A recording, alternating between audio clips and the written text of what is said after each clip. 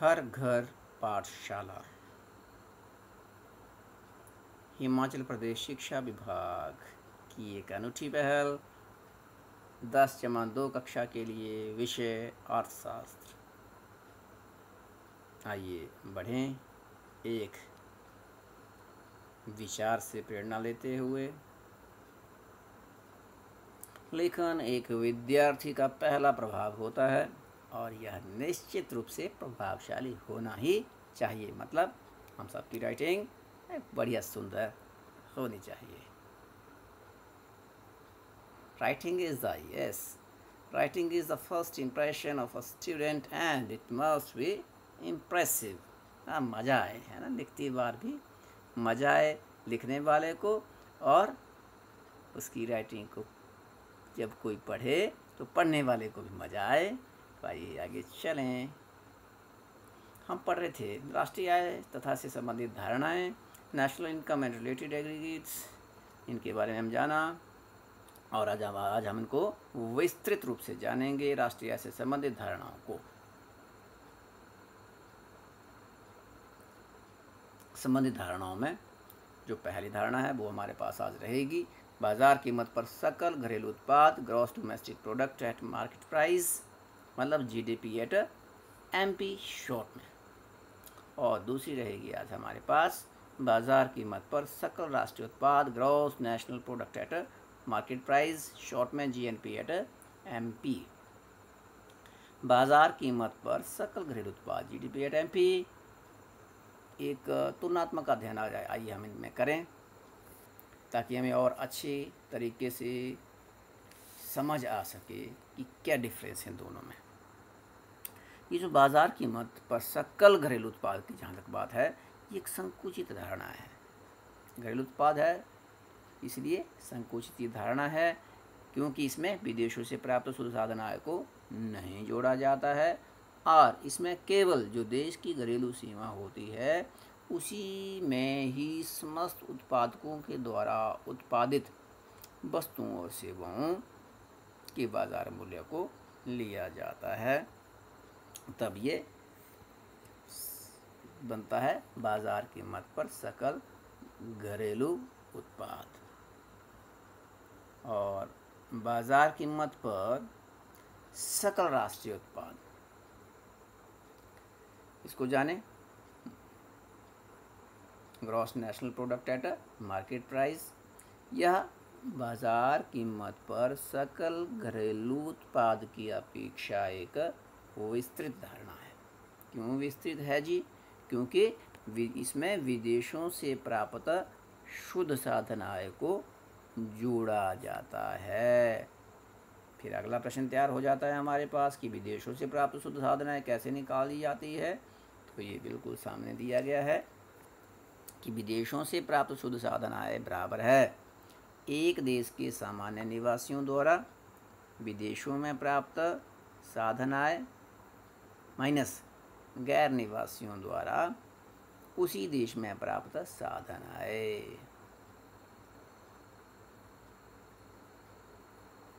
इससे निकलेगा हमारे पास विदेशों से प्राप्त शुद्ध साधन आय। मैथमेटिकली इसको अगर हम कहें तो इसको ऐसे कहेंगे।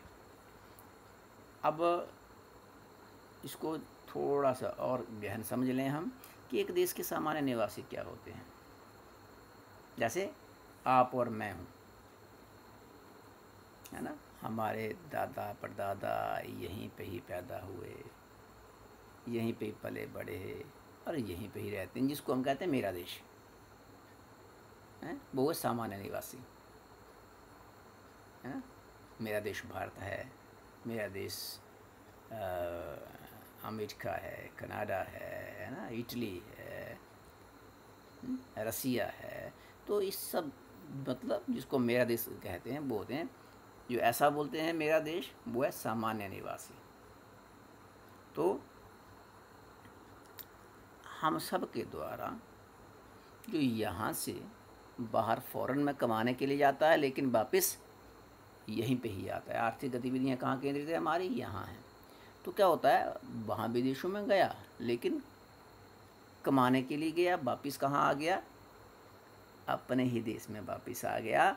तो वो कहलाएगा एक देश के सामान्य निवासियों द्वारा विदेशों में प्राप्त साधन आय। जैसे यहाँ से कमाने के लिए कहाँ जाते हैं लोग, हमारे देश के लोग, कोई कनाडा जा रहा है, कोई अरबियन कंट्रीज़ में जा रहा है, भाई सऊदी अरब में। तो कहाँ है जी? भाई सऊदी अरब में हूँ। कि कहाँ है जी? आजकल कनाडा हूँ। अच्छा, कहाँ पे हैं जी आप? भाई जी आजकल यूके में हैं। तो वहाँ कमाने गए हैं, कमाकर दोबारा धन कहाँ से कहाँ जा रहा है? कमा वहाँ रहे हैं, और उनके द्वारा उनकी वस्तुओं सेवाएं जो वो उत्पादित कर रहे हैं, अपनी सेवाओं को उस देश में दे रहे हैं, तो उसके बदले में उनको जो भी साधन आय प्राप्त होगी, जो भी साधन आय प्राप्त होगी वो वापिस अपने देश में लाएंगे। तो वो कहलाएगा विदेशों में प्राप्त साधन आय। मतलब विभिन्न साधनों को, चाहे वो कोई वहाँ मजदूरी करता है, चारों साधन है ना, तो विदेशों से जो पैसा अपने देश को लाता है वो होगा हमारे पास विदेशों से प्राप्त शुद्ध साधन आय। और इसमें से क्या निकाला जाता है? गैर निवासियों द्वारा उसी देश में प्राप्त साधन आय। अब इसको जानें। जैसे हमारे देश के लोग, हमारे देश के भाई बहन बाहर फॉरेन में जाके पैसा कमा रहे हैं, और वहाँ से मुद्रा के रूप में या अन्य रूप में जो भी उनको वो साधन आय प्राप्त हो रही है उसको अपने देश में वापस ला रहे हैं। ठीक ऐसे इसी देश में फॉरेन के भी लोग हैं, दूसरे देशों के लोग हैं, दूर देशों के लोग हैं, जो क्या करते हैं, यहाँ आकर कमाते हैं। नेपाल है, नेपाल के बहुत सारे लोग हम देख लेते हैं यहाँ पे आते हैं, है ना, साल भर मेहनत करते हैं, 6, 7, 8 महीने मेहनत करते हैं, फिर कमाते हैं, कमाने के बाद वापस नेपाल चले जाते हैं, है ना।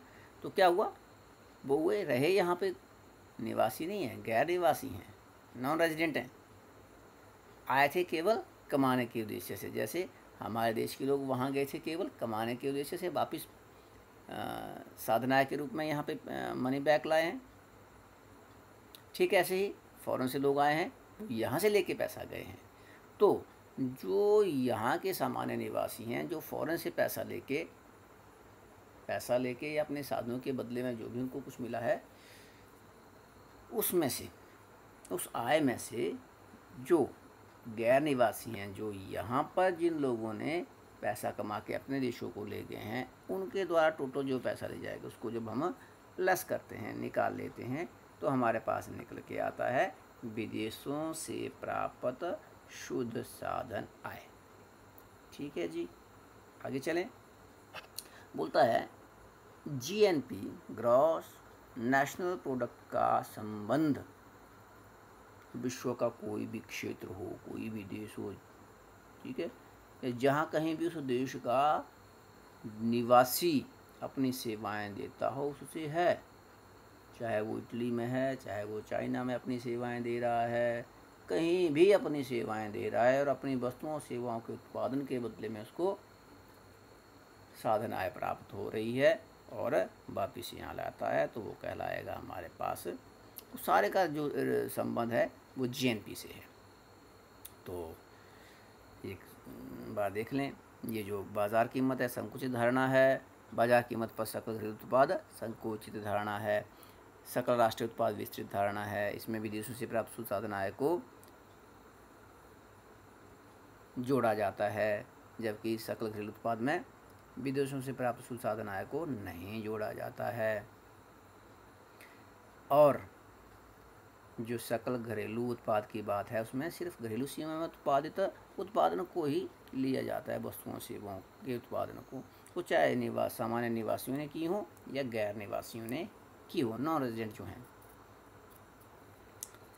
और दूसरी तरफ यहाँ केवल देश के निवासियों के द्वारा ही कम उत्पादित वस्तुओं सेवाओं के मूल्य को लिया जाता है, चाहे वो देश के भीतर उत्पादित की गई हों वस्तुओं सेवाएं या देश के बाहर उत्पादित की गई वस्तुओं सेवाएं हों, उनका बाजार मूल्य इसमें जोड़ा जाता है।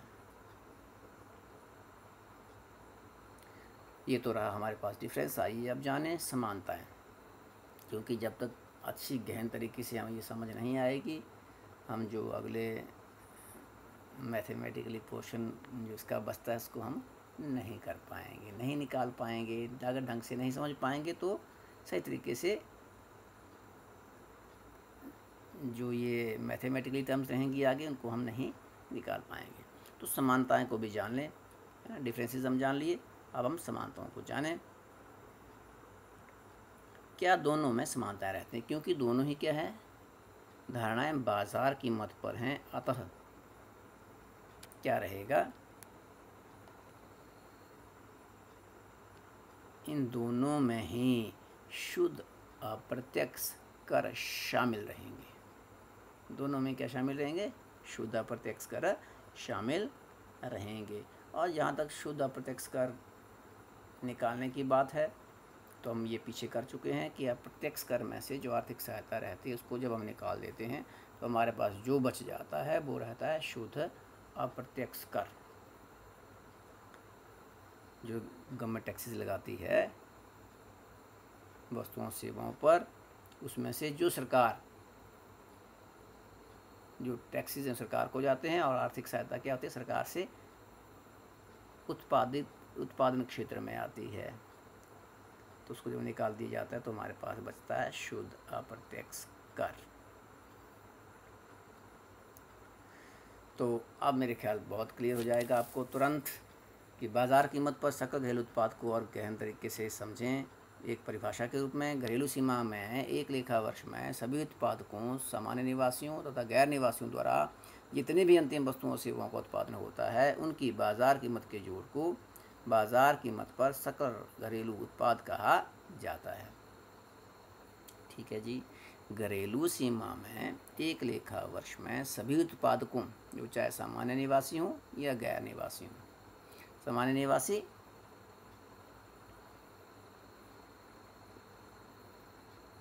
ऐसे निवासी जो उस देश में रह रहे हैं और जिनकी आर्थिक गतिविधियों का केंद्र भी उसी देश में है, वहीं पे ही कमाते हैं, वहीं पे ही उसको इन्वेस्ट करते हैं, वहीं पे ही उपभोग करते हैं।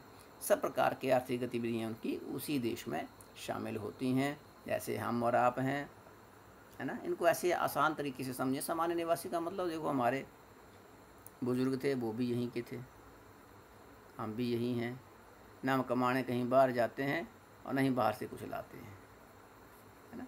सामान्य निवासी का मतलब जिनको हम कहते हैं कि भारत हमारा देश है ना, जो ये कहते हैं कि भारत हमारा देश है, चाहे कहीं भी चले जाएं, लेकिन कमा के द्वारा फिर अपने ही देश आते हैं। चले गए 6, 7, 8 महीने चले गए, है ना, 10 महीने 12 महीने चले गए और धन कमा के वापस अपने ही देश में लाए, क्योंकि हमारी आर्थिक गतिविधियों का केंद्र अपना ही देश है। यहीं पे हम उपभोग इत्यादि कार्य, जो आर्थिक क्रियाएँ हैं सारी, वो यहीं पे ही पूर्ण करते हैं। और गैर निवासी रहते हैं, जैसे यहाँ पे फॉरेनर हैं, विदेशी व्यक्ति कोई भी जो यहाँ पे आकर उत्पादकीय कार्यों में, चाहे वो वस्तुओं का उत्पादन करता है चाहे सेवाओं का उत्पादन करता है, वो हुए गैर निवासी। जैसे हमारे नज़दीक ही, इसको आसान तरीके से समझें, नेपाल के हैं, है ना। नेपाल के भाई बहन यहाँ पे आते हैं 8-9-10 महीने, है ना, साल में जो भी है वो लगा के फिर पैसा कमा के कहाँ चले जाते हैं खर्च करने, अपने देश में रहते हैं, चले जाते हैं, वहीं पे ही ले जाते हैं यहाँ से। तो उन सभी के द्वारा, सामान्य निवासियों या गैर निवासियों के द्वारा, हमारी जो देश की भीतर सीमा है, देश की भीतरी सीमा का मतलब क्या हुआ, भौगोलिक सीमा, भौगोलिक या राजनीतिक सीमा, ठीक है, जो मैप के ऊपर देखते हैं कि ये जी भारत, ना ये बांग्लादेश है जी, है ना।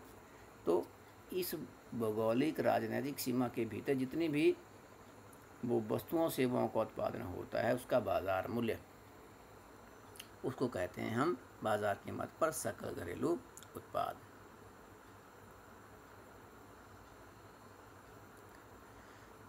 देश की घरेलू सीमा के बारे में भी हमने जान लिया कि एक लेखा वर्ष में सभी उत्पादकों, सामान्य निवासियों तथा गैर निवासियों के द्वारा उत्पादित किए गए अंतिम उत्पाद के मूल्य को उसमें शामिल किया जाता है। देश की घरेलू सीमा का अर्थ हमने बता दिया, जो भी मैप मानचित्र के ऊपर जो भौगोलिक या राजनीतिक सीमा होती है हमारे देश की क्योंकि राजनीतिक सीमा बताई गई होती है कि ये भारत है, इस देश के भीतर भीतर जो भी चाहे वस्तुओं का उत्पादन हो या सेवाओं का उत्पादन हो, वो चाहे सामान्य निवासियों ने किया हो या गैर निवासियों ने किया, उन सब के बाज़ार मूल्य को इसमें शामिल किया जाता है। जितनी वस्तुओं और सेवाओं का उत्पादन होता है उसको बाज़ार मूल्य से जो, जैसे पेंसिल है, माना हमने क्या किया, एक लेखा वर्ष में, लेखा वर्ष क्या होता है जिसको हम वित्तीय वर्ष कहते हैं, अकाउंटिंग ईयर कहते हैं, हमारे यहाँ कहाँ से शुरू होता है ये, यस, हाँ, 1 अप्रैल से लेके 31 मार्च तक, गुड। तो ये एक फाइनेंशियल ईयर जो हमारा है उसमें जितना भी हमने उत्पादन किया है, वो चाहे यहीं के ही इसी देश के लोगों ने यहाँ पे वस्तुओं सेवाओं का उत्पादन किया या बाहर से जो कमाने हमारे देश में आए हैं, हमारे मुल्क में आए हैं, उन्होंने उत्पादन किया है, उस सारे टोटल उत्पादन के बाज़ार मूल्य को जोड़ लिया जाता है। सकल शब्द का अर्थ क्या होता है ना, सकल को हम कर चुके हैं, आपको अगर भली भांति याद होगा, 1 सेकंड में आप याद कर लेंगे। सकल क्या रहता है, सकल का अर्थ रहता है जिसमें मूल्यह्रास, स्थायी पूंजी का उपभोग, गिरावट, ये सारा जो भी आता है वो सकल शब्द के अंतर्गत आ जाता है। मूल्यह्रास हो गया, स्थायी पूंजी का उपभोग हो गया, गिरावट हो गई, टूट फूट हो गया या प्रचलन हो गया, वो सारा सकल में समाहित होता है। अंतिम वस्तुओं और सेवाओं का मूल्य ये क्या रहता है, अंतिम वस्तुओं और मध्यवर्ती वस्तुएं, इसके बारे में आप डिटेल में पिछली वीडियोस जो देखेंगे उनमें बहुत अच्छी क्लियर तरीके से समझाया गया है। अंतिम वस्तुओं और मध्य वस्तु ये क्या रहती हैं। तो अंतिम केवल इसमें हम अंतिम वस्तुओं सेवाओं के मूल्य को ही लेते हैं जो कि बाज़ार मूल्य को लिया जाता है इसमें, ताकि क्या हो, हम दोहरी गणना से बच सकें। अगर अंतिम वस्तुओं सेवाओं का मूल्य नहीं लेंगे, मध्यवर्ती का ले लेंगे, तो क्या होगा, दोहरी गणना आ जाएगी, डबल बार काउंटिंग हो जाएगी और जो हमारी राष्ट्रीय आय है उसकी गणना गलत हो जाएगी। इसीलिए केवल हम इसमें अंतिम वस्तुओं और सेवाओं के बाज़ार मूल्य को ही शामिल करते हैं।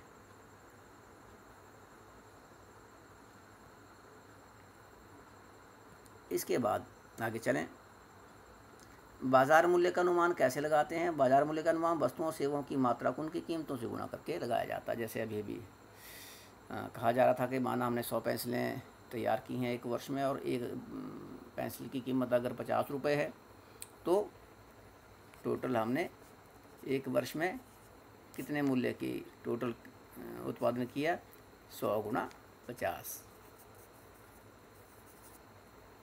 5000 रुपये मूल्य का उत्पादन किया हमने 1 वर्ष में। इसी प्रकार से सेवाएं हैं, सेवाओं के मूल्य के आधार पर जितनी उनकी क्वांटिटी है उसको गुणा करके कुल सेवाओं का मूल्य को ज्ञात करके फिर वस्तुओं और सेवाओं के मूल्य को आपस में जोड़ करके एक अनुमान लगाया जाता है। हाँ, एक बात और, यदि बाज़ार मूल्य चालू कीमतों पर मापा जाए तो यह मौद्रिक सकल घरेलू उत्पाद को प्रकट करता है।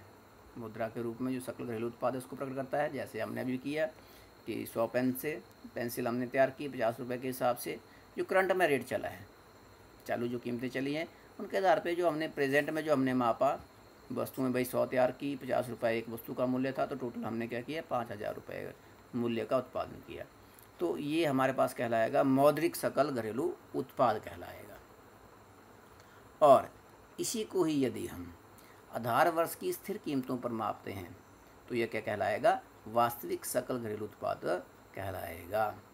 और इसमें फिर स्वाभाविक सी बात है, अप्रत्यक्ष कर जोड़े जाते हैं और आर्थिक सहायता घटा दी जाती है, क्योंकि बाज़ार मूल्य पर इसको मापा जा रहा होता है। आधार वर्ष में स्थिर कीमतों के आधार पे हम इसको अगर मापें तो कैसे नापेंगे, ये तो हमने बता दिया, चालू कीमतों पे हुआ 5000 रुपये मूल्य का उत्पादन किया हमने, परंतु आधार वर्ष जैसे हम मान लेते हैं 1981 को ही मान लेते हैं। तो 1981 में इसी पेंसिल की कीमत माना 10 रुपये थी और 10 रुपये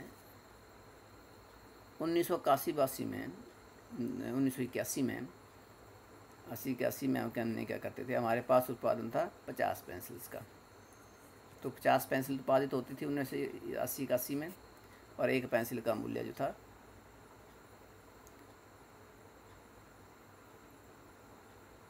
10 रुपये था। तो उस समय 500 रुपये मूल्य का उत्पादन होता था,